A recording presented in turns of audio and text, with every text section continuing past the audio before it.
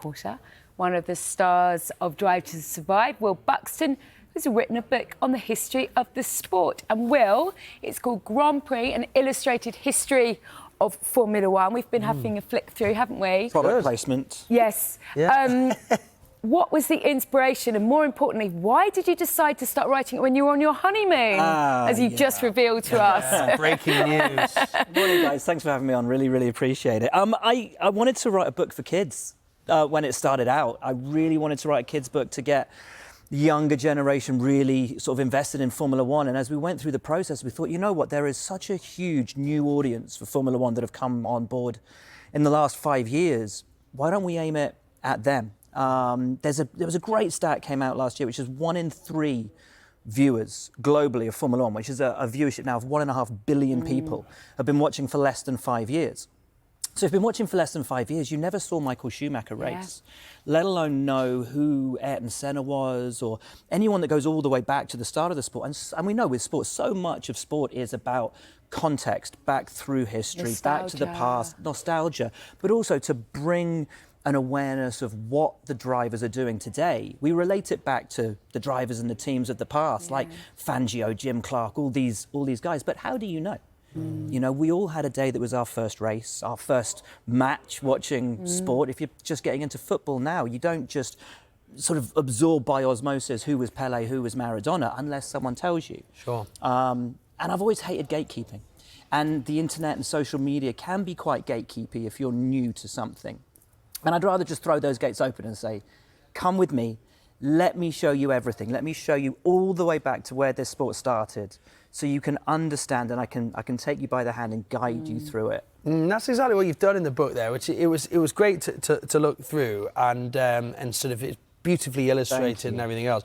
But you've gone all the way back from 1950, the original champion, all the way through now to Max Verstappen.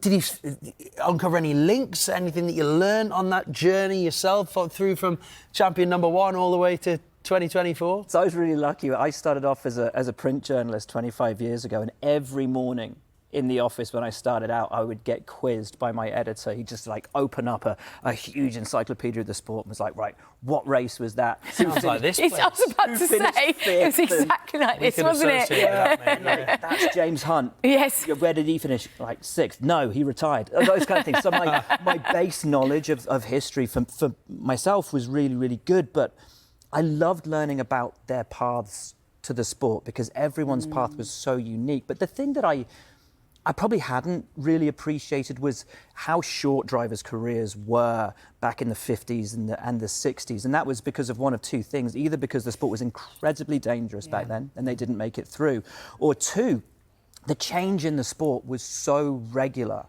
that a driver who was brilliant when the sport began in 1950 with front engine cars, suddenly the engine goes into the back. It's a completely different formula, completely different skill set. And all of a sudden, their skills didn't match up anymore. So I thought I was going to have more trouble writing about the guys that I never saw race. But actually, I had more trouble writing about the guys now, because when you're covering, and I've tried to keep everything quite short, about 400 words, so about a 2-minute read for every champion. When you're doing that for a guy who had a career of 5-6 years, that's okay. When it's Fernando Alonso, who's had 20 years in the game, trying to condense that down into 400 words, that was kind of tough.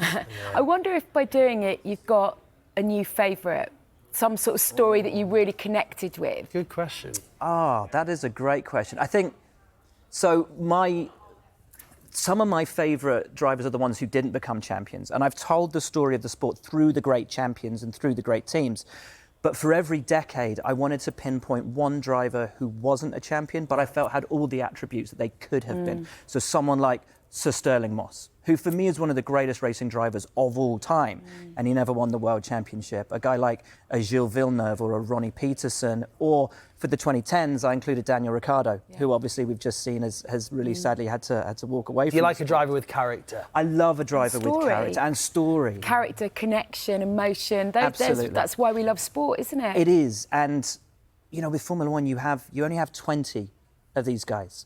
And I keep saying guys, but it's really important to note as well, throughout the history of Formula One, there have been female drivers. And so I've been really mindful to include their stories through this as well, because I think that's really, really important. We have such a huge fan base, not just young, but more women are watching Formula One than ever before. And obviously the F1 Academy as well, bringing through the next generation of female talent. That's all included in there too.